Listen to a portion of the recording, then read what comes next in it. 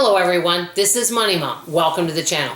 Today I want to chat with you guys about 8 ways I'm helping keeping our family's grocery bill low. Let's get started and talk about it. And one of them is my favorite.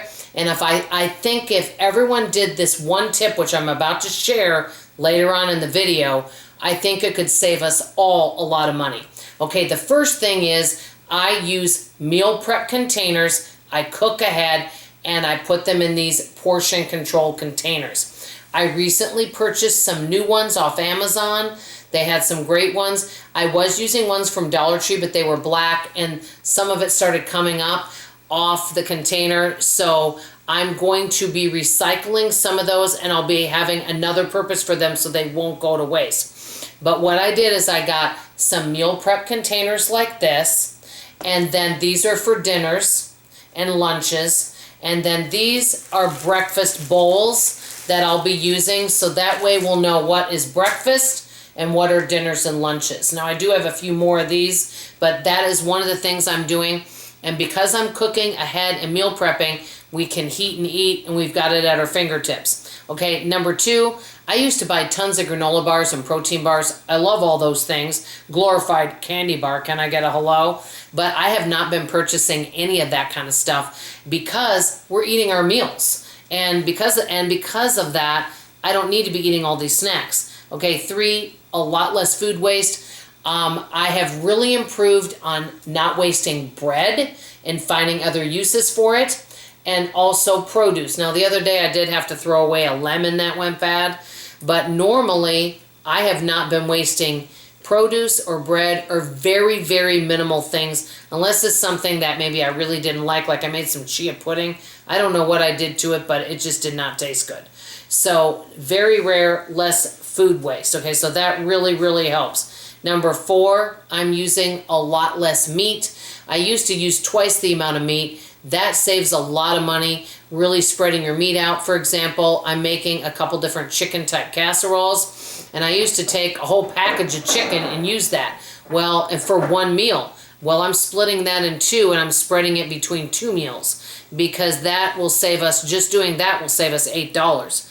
Okay, minimal drinks. I'm not saying I never buy anything carbonated and I never buy drinks. I'm not saying that. But I've cut way down on that.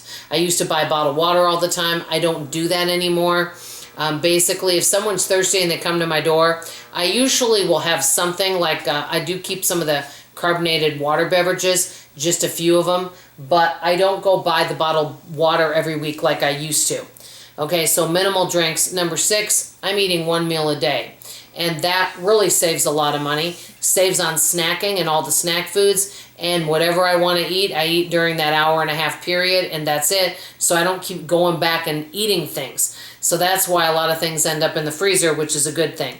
Number 7, smaller portions. With these containers, smaller portions. I put a meal in here. If you're still hungry, I've got things to eat on the side.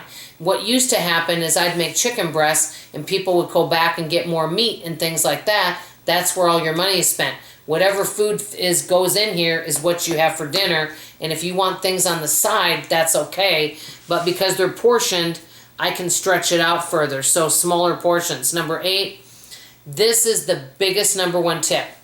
Keep track of what people are not eating, because they may tell you they like something, but if it's sitting there and they're not heating and eating it, they didn't like it that much. Notice what people like, whether it's a main dish or a side dish, or it could be a bread.